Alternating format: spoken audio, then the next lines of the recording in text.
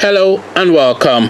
So now we go back to the Nigerian political scene because that is the area of interest of this channel. So we go back to the Nigerian political scene, and of course when we go back to the Nigerian political scene, there's really only one name worthy of mention, and that name is the name of the person, whoever it is, that occupies the position of president, because the Nigerian presidency is the most powerful presidency in the world.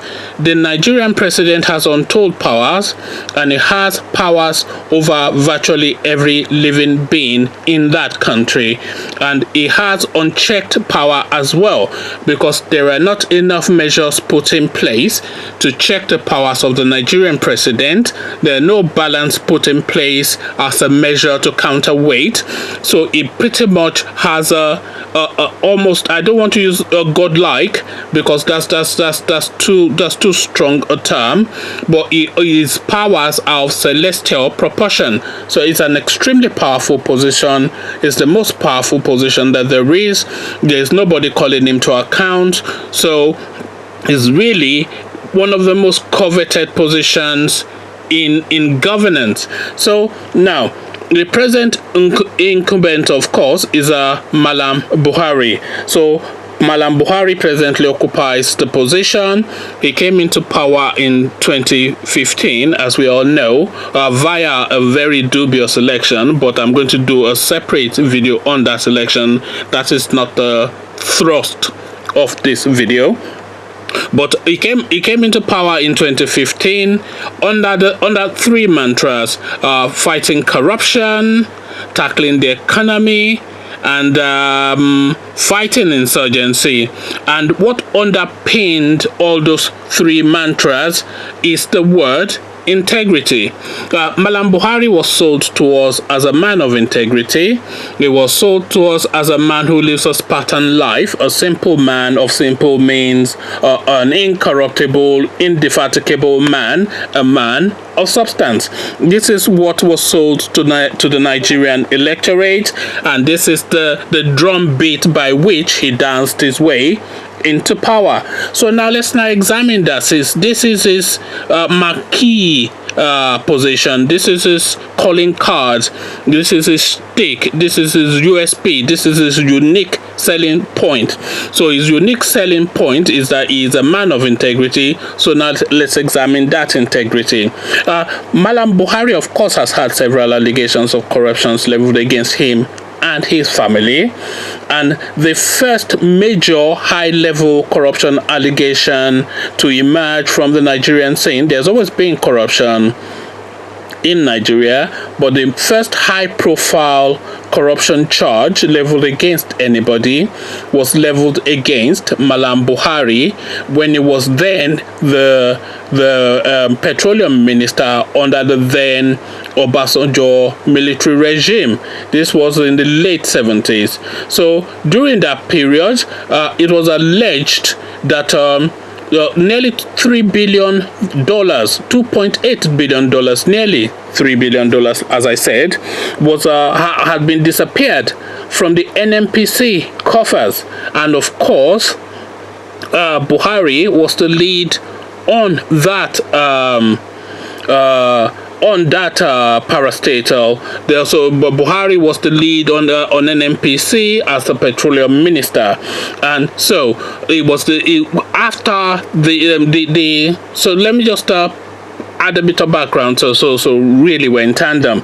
The Obasanjo regime was succeeded by the democratic regime of Alhaji Shehu Shagari, and the Alhaji Shehu Shagari constituted a panel to audit the accounts of the previous military regime, that was the Obasanjo military regime. And it was in the course of this investigation that the disappearance of this $3 billion was found out. The panel, interestingly enough, that was constituted to investigate these monies was headed by Dr. Olushola Saraki, who was the then Senate leader and of course the father of the present Senate leader. So you see how the stories are all tying up. So now it was found out that this $3 billion was missing, and the monies was traced to an account in England. It was traced to an account in Midlands Bank in England. Midlands Bank is now what is known as HSBC, but it was known as Midlands Bank back in the day. So now the monies was traced to Midlands Bank, and this Midlands Bank account that the monies was traced to was of course associated with Malam Buhari. So that association was made, the investigation was done, the reports were prepared, and actions was about to be taken. Now before actions could be taken, the then Buhari Shagari regime was truncated. We had a military coup which then brought into power, surprise Malam Buhari. So he truncated that civilian regime that was investigating him for the $3 billion that was allegedly stolen. He came into power, and of course that investigation died a natural death. So the first high profile corruption investigation and allegation was actually leveled against Malam Buhari, and the reports are still there in the files somewhere. So now we have that. So now we've had subsequent allegations of corruption. There was a committee, a panel set up to investigate the activities of the Petroleum Trust Fund that was then being operated under the Abacha regime. This Petroleum Trust Fund was again headed by Malam Buhari, and the Obasanjo regime again found that there was about 25 billion naira missing from the account of that parastatal. Again, an allegation of corruption leveled against Buhari.